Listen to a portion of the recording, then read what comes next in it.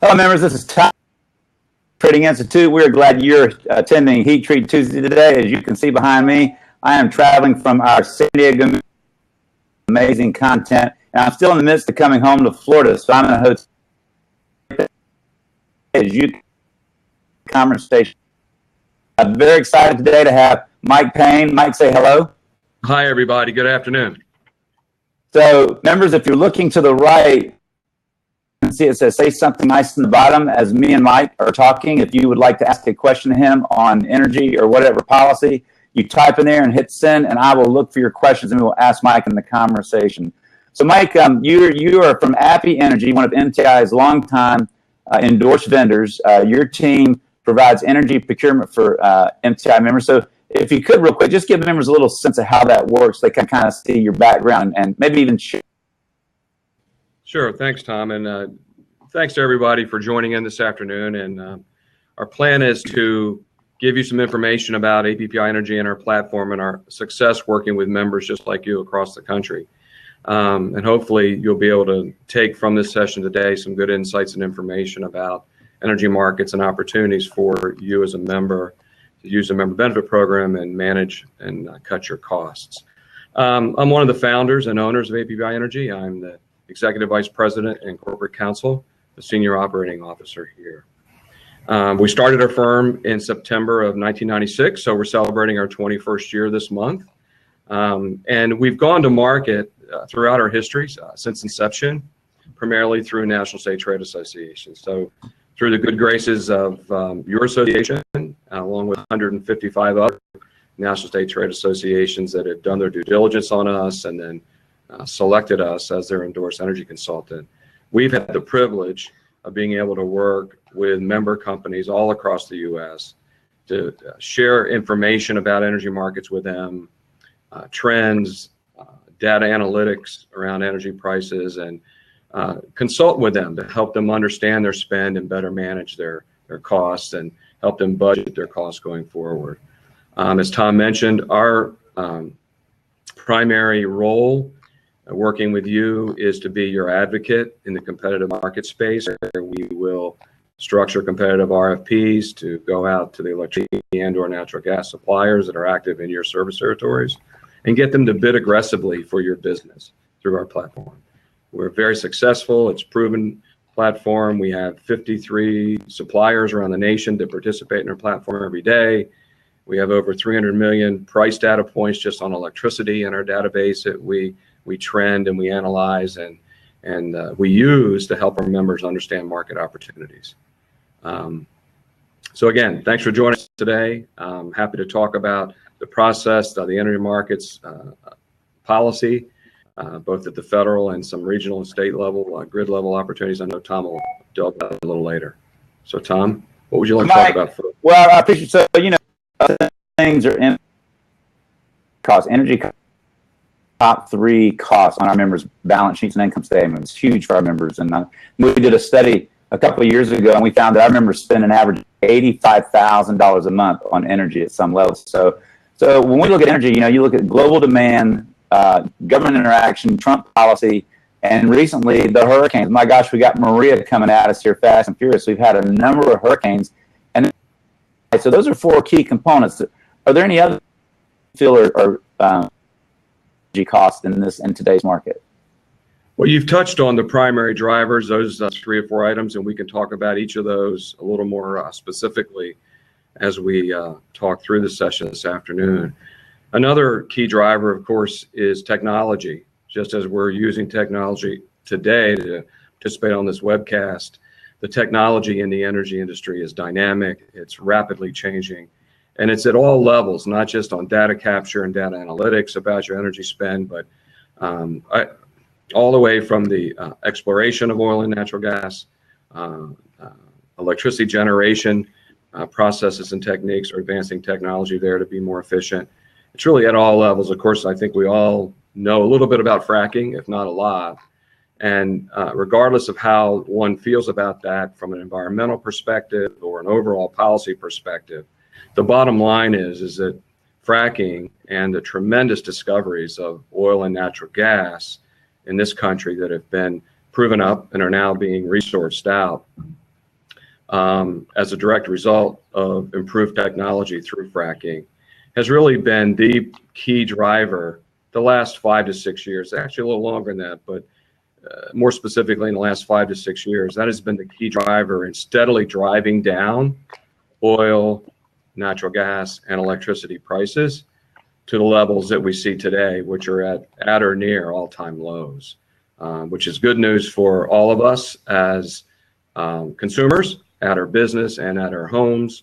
And we'll talk a little more about that with some specificity a little later as well. But technology is a key driver at all levels in the energy sector. Another aspect that you just touched on briefly is at the policy level.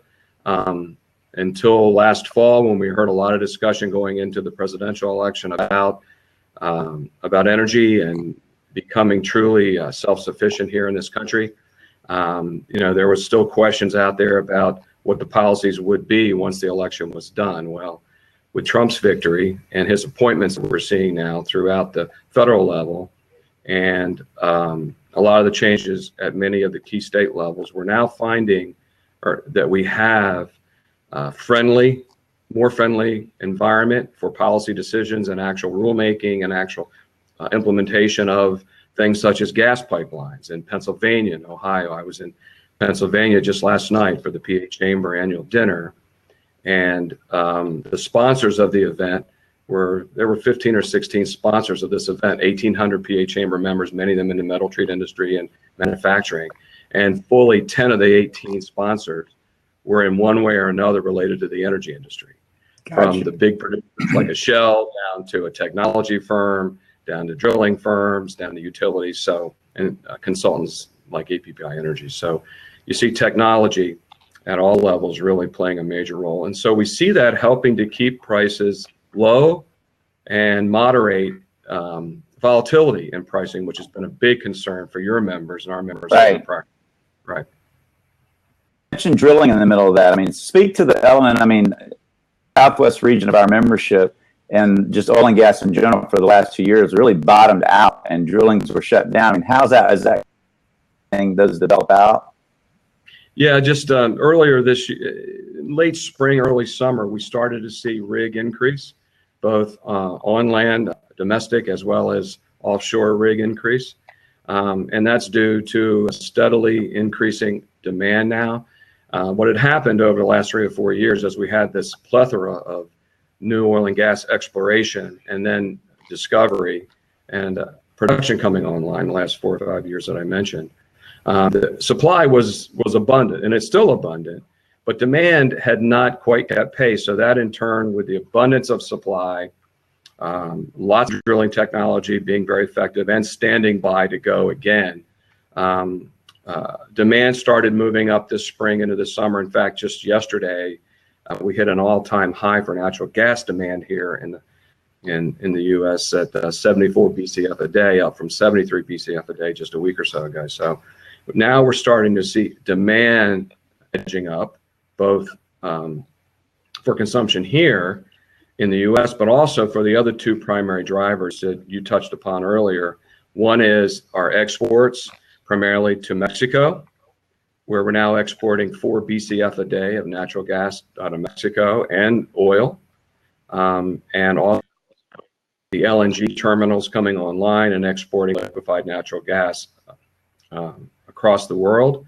Both the Mexican exports and the LNG exports, which are again tied to technology developments in large measure, are scheduled to double from 3 to 4 BCF a day each to 6 to 8 BCF a day each. Wow. In the next 2 to 3 years, and then triple within 4 to 5 years. Now, if you look at that as a percentage of the whole market, if our whole market is 73 to 74 BCF a day, and you're going to take LNG exports and Mexican exports and go from 3 to 4 each to say a total of 8 each, now you're talking about 16 BCF in a total market space of 74, 75. That's a real number, both in terms of volume every day, but it's also an impact number from the standpoint of percentages. And so that's upward pressure on prices going forward. As prices continue to edge up, you'll see those rigs that you were talking about that have been standing idle come back online, because more rigs will become price effective for their operators, ownership groups. Now, when do you think things like that, do you feel like we could see that impact pricing in any dramatic way? I don't think that as we sit here today, Tom, that there's going to be a dramatic price impact either way. And let me give you a couple examples. One, I think that, as I mentioned just yesterday, we hit a new all-time high in gas consumption per day, going to 73 to 74 BCF a day. And we're seeing these exports increase. Yet we have the supply that's already in hand, it's in storage. More pipelines are coming online to move it from the gas well areas in Pennsylvania and Ohio and Texas and other states to the areas where we need to use it. And so we see on the supply side fairly steady dynamics. When you add that to the more favorable policy decisions and implementation that we're seeing at the federal level, as well as many state levels around regulatory practice and policy development, that augurs towards a good, steady supply. Now, let's look at what happened just the last 2 weeks, of course, with Harvey in Texas and Irma in Florida and Jose, and now another behind it. Well, and then let's step back and compare that to what happened in the fall of 2005 when we had the twin hurricanes in the Gulf, Katrina and Rita. And I'll show you a graph in a minute that will demonstrate that. But so let's talk first about what's just happened to our friends and families and business partners across Texas and in Florida. Well, if you live there, it couldn't be more dramatic, and our hearts go out to them, and we're all reaching out in many ways to help them get back online. And as Texas is already well underway, Florida will take a bit longer. But what happened is those two hurricanes took off about 1.5 to 2 BCF a day of demand. And that's even with Texas, with the big petrochemical and refineries and plastics plants that are big gas consuming entities going offline, just being shut down because of the hurricane. Now they're coming back online. So, but even with that dramatic a hurricane and 1.5 to 2 billion BCF a day coming offline, the supply was there to meet it. So in fact, the first 2 days after Harvey hit, gas prices actually came down a little bit, rather than spiking up, which is what there was a lot of expectation in consumer gas prices might spike. And now over the last 2 weeks, they've leveled out again to just about the same pricing points, both in the prompt month, which is October, through the next 3 to 4 year longer-term pricings at about where they were just before Harvey, with the caveat, these last couple storms coming in, a little more uncertainty in the market, warm weather across a lot of the country the next couple of weeks. Prices are up just a bit the last couple of weeks, but we don't focus so much just on a week or two. It's more of the quarterly and the trend lines that are important to all of us and your members. And so we don't see, barring a major event, perhaps a foreign conflict, a war that would disrupt, a lot of what we do, at least for a short period of time, could actually increase demand for those fuels and commodities. But other than that, the supply-demand balance is in quite a good level and phase. So we don't see a lot of dramatic moves in prices either way. If you look at both gas and electricity prices going out now until through the year 2021 and 2022, what we see are almost flat price curves for each calendar year. In fact, though, the outer years, starting in the middle of next year, 18 and 19, 20, and 21 and 22, those outer years, the prices for those calendar strips for those years is actually just a little lower each year that you go out. That difference used to be quite a bit more each year as you went out lower until the last 2 to 3 weeks, and now it's flattened out, but still we have what's called backwardation in the commodities market for natural gas and therefore for electricity, because it trails and tracks gas quite a bit. So many of your members are already buying their commodity or have bought their commodity now for a couple, 3 years out, or looking to add more length to their contracts. we're talking with all of our clients now about that, showing them price dynamics, showing them forward price curves, and many businesses that we consult with across a whole host of industries, particularly in the manufacturing sector, are going longer now than they have been for quite some time. A little bit about Trump, his impact on energy and their energy policy. So you and I talked about, I guess he's doing some things to encourage and enhance discovery of new avenues. And so can you elaborate on like what kind of policy and things is he doing to enhance the energy? Yes, in general, I think it's fairly well known and received well that his approach and his administration's approach is pro-competition, pro-development, pro any type of energy resource. And that, and by the way, I would include in that perhaps as well renewables, which some people fear that they may begin to scale back if some of the federal tax incentives aren't continued for things such as solar. But putting that aside, that's about 5 to 6% of our total production. Wind now is about 10, 11% across the U.S. In some states, much more. But the federal policy is much more favorable to all tiers of energy activity: exploration, development, financing, transportation, pipeline development, and then competition at the state level within each of those markets for electricity or gas. Several commentators have spoken with people in the administration, and one of the groups that we track closely are the economists that work with the Association of Manufacturers, keep us informed about practices and policies. And I know, Tom, you speak with them occasionally as well. Right. And they're very pro with sort of guarded optimism about what we can expect regarding that and really how much impact it can have. Because the other reality is around, and it's not just energy policy, but we see it in healthcare and we see it in other aspects of our daily lives and endeavors that are up for debate or that are changing. And that is that you can set a policy at the federal level, right? But you still have to get the states to come along, particularly something along the lines of energy, where the state leadership, both regulatory and in the state houses and the governor houses, plays a major role in the pace that energy change can actually impact its citizens and its businesses. And you have some states like Texas and Pennsylvania that have tended to move things along very aggressively.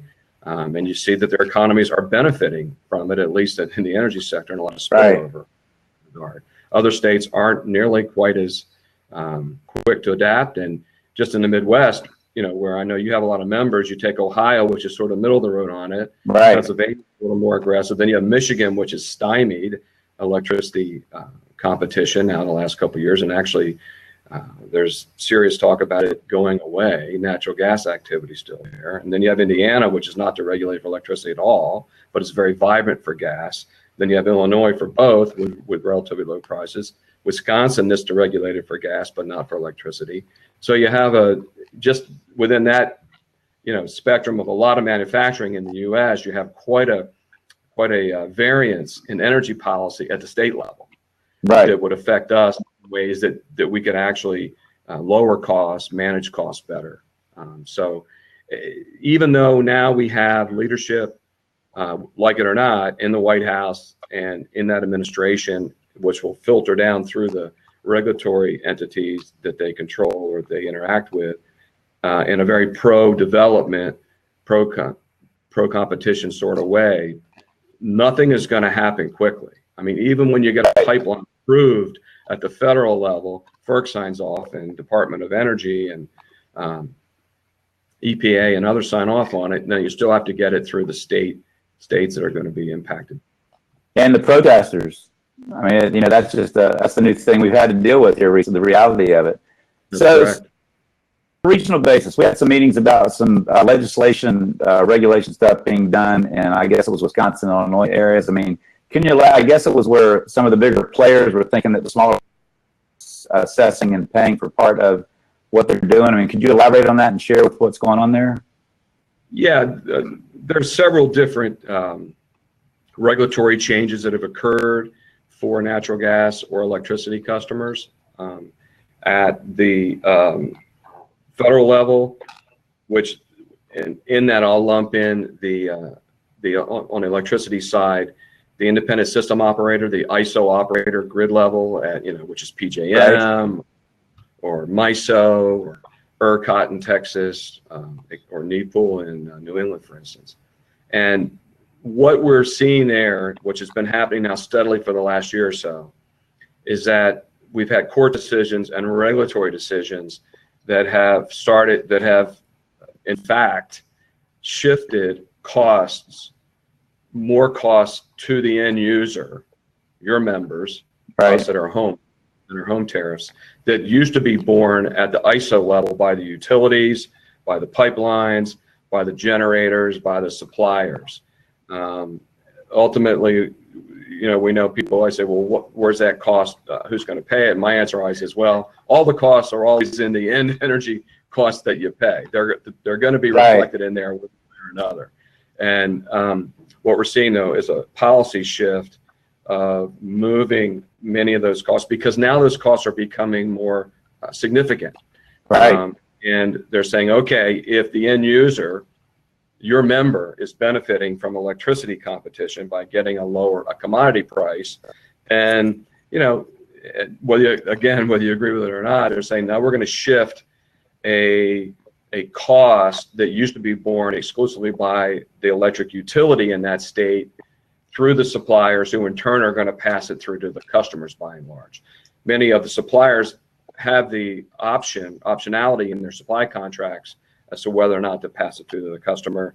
And it used to be when they were smaller numbers, they weren't passing through, but now we're seeing suppliers pretty much across the board passing those costs through to customers. Now, I will say that with caveat, we're doing an actual study here through the Energy Research Council, our sister entity, the ERC. We're currently doing a study now of the competitive suppliers in PJM and MISO and ERCOT and NEPL around the cost components that they actually have shifted down to customers over the last couple of years, and we're going to track that going forward, so that we'll have that type of information available for your members that will go into the decision making about what supplier works best for them.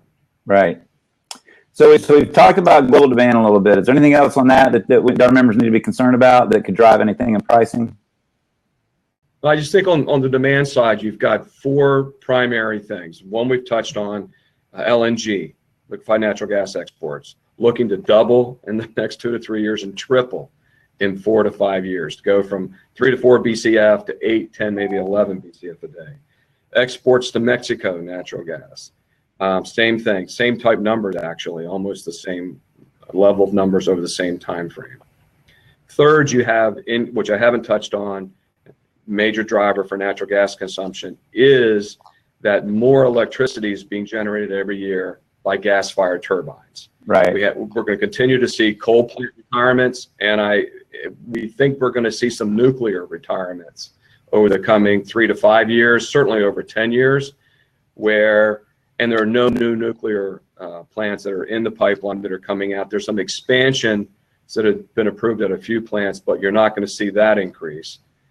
To counterbalance that, though, you'll see some increase in renewables, particularly wind and solar, which currently account for about 10 to 11% of the market. In some states it's higher, but nationwide it's about 10 to 11. That'll probably be steady over the next 3 to 4 years to provide electricity or natural gas to consumers.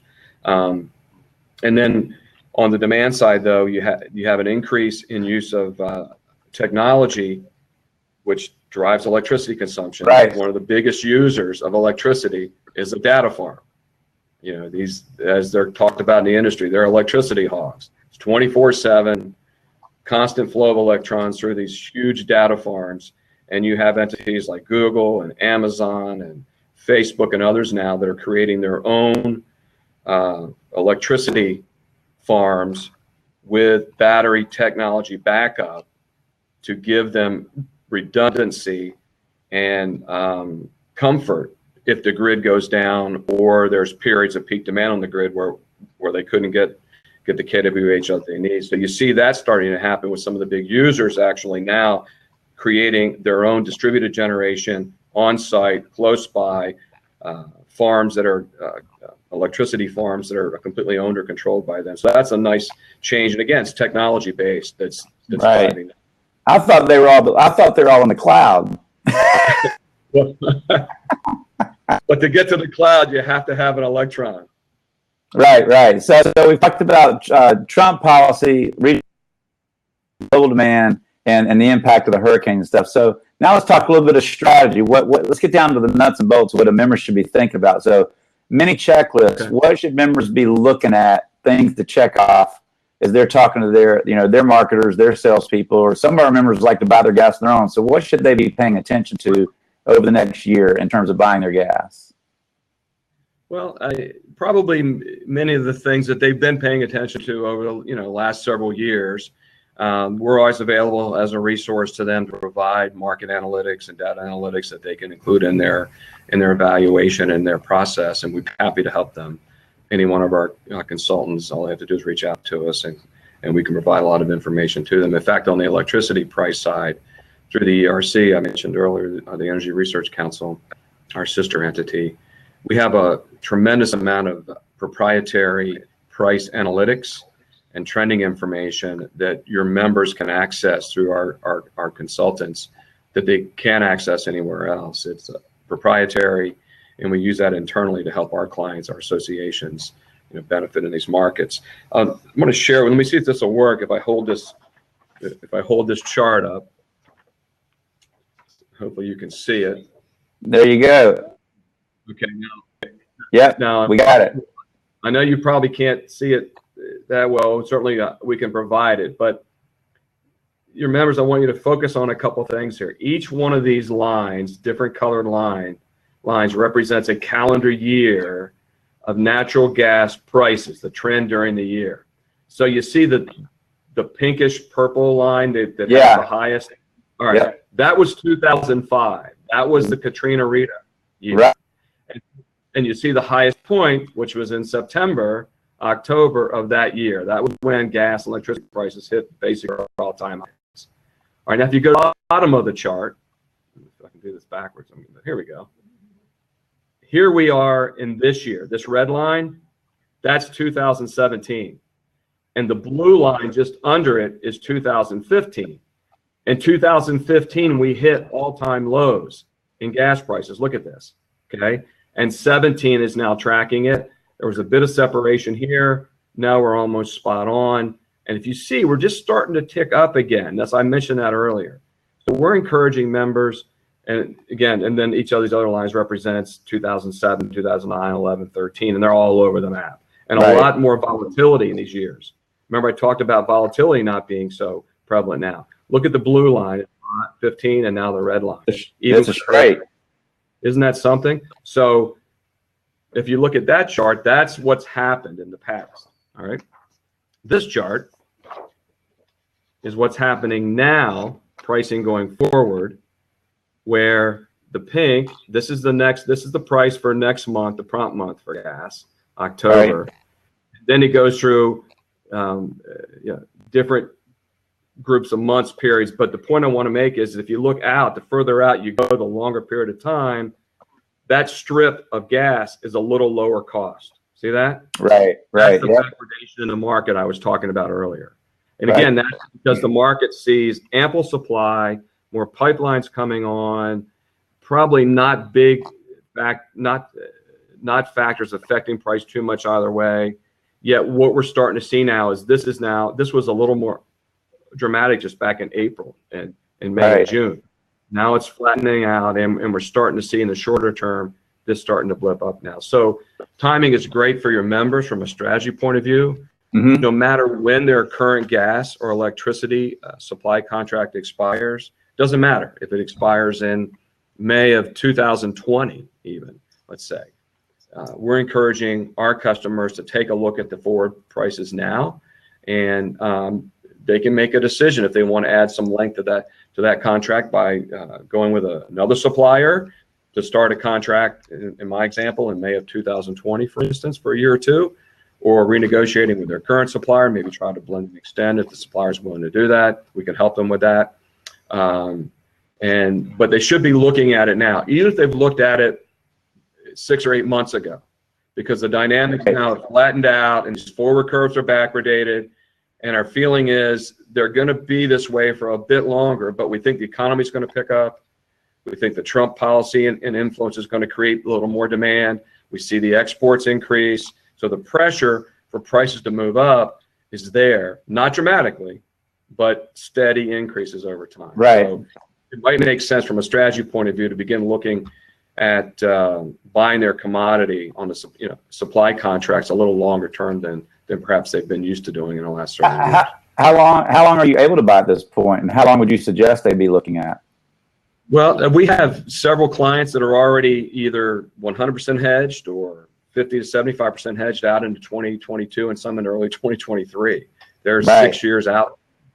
It depends on each customer, its usage profile, its credit profile, the service territory they're in, and the suppliers that are active in that service territory, how far out they're willing to price that customer. Right. So one of the benefits of working with a consultant or a group like ours is that we're going to have access to a lot of suppliers that are pricing customers like them every day. So we'll see all the information that other customers are seeing around price discovery, term lengths, sweet spots, things of that nature. And then we will urge those suppliers to provide at least pricing as good or better, and for as long as our clients want to see it. And we know if they're doing it because we're seeing the pricing. And with our good working relationships with so many suppliers, we get a lot of feed every day, every week from suppliers around markets that are looking good, sweet spots, et cetera. So, right. Well, when you show that chart, seeing that line with Katrina brought back great memories. That was the first week I started MTI. I was 4 weeks on the job, went to the ASM Heat Treat Show, and gas was at like $14.50 something. And I was asking everybody as they passed the booth, so what's the end? How high can it go? And they're like, basically, 3 people told me, I lock my doors because I can't pay my bills. Yeah. And when's it going to stop? And to see where they are now, do you see anything in the next 5 years that could have a dynamic impact that runs prices up at all, or no? I don't see anything now. Again, barring some major foreign conflict or war, that throws all bets off, at least for a period of time, until folks see how that plays out and where that might be. You always have the possibilities, and the people have been talking about dramatic wars in the Mideast. Well, we've been at war in the Mideast since the Iran hostage crisis in 1970, in the 70s, one way or another, and we weathered that. But I think that the biggest development in the Middle East, or particularly around oil and derivatives of oil, is that we are no longer beholden at all to any other foreign country, particularly Saudi Arabia, for supply and around pricing. And in fact, the U.S., as of late last year, became the leader across the world in many different energy categories, production of oil, natural gas, derivatives, fuel oil, airline, all these different distillates for the first time, so that, frankly, we are in the driver's seat. Trump and his team has that, in their pocket now.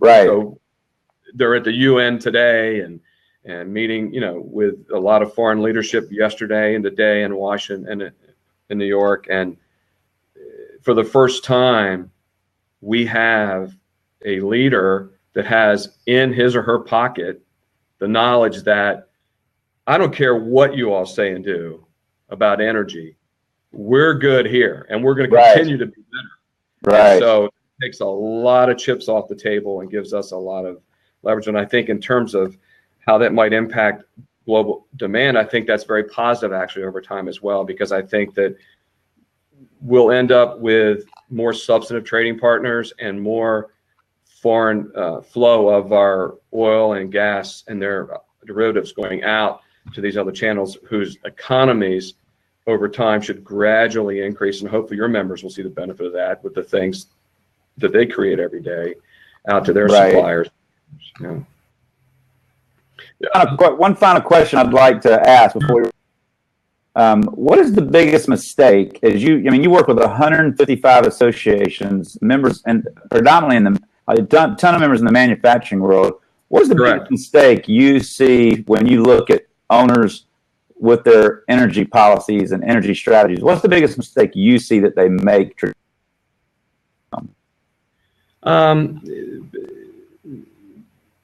It's hard to generalize across the spectrum, but over the years, and I've been doing this for 21 years in this industry, and I worked with energy companies before I started this firm with my partner Walt Moore 21 years ago. But what we've seen a lot is for business owners, decision makers, energy managers within firms, for them not to step back and take another look and use the technology, use the data analytics. Talk to a consultant like us that has access to lots of different resources. They may have done a fine job for many years with their internal team or themselves, or working with one or two suppliers, and that can be a wonderful solution. And we're right. Yeah. But why not step back and take full advantage of this dynamic, competitive market space we're in? Many suppliers anxious to buy for your business. Make them compete aggressively for your business. Either you running an RFP at the member level or letting someone like us help them do it. And then at the end of that process, they're still going to be in the same position as to making the decision about what they want to do with the information and the actionable price points that they get. But now they're going to have more information from more sources and a real-time analysis of how it stacks up.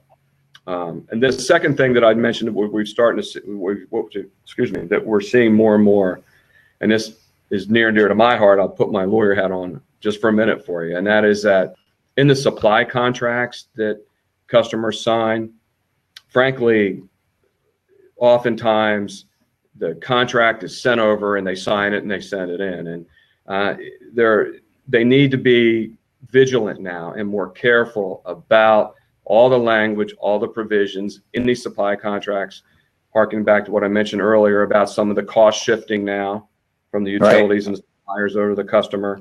You're starting to see it in the tariffs as well. So just staying abreast of it and taking a look at the supply contract and looking for opportunities in the supply contract language as well that can better their position, not just lose ground. So those opportunities are there, but they need to take a look at it. Well, Mike, I appreciate all the work you and your team does for MTI members. I know we've got a whole host of them that work with y'all. Members, you're listening on here, whatever.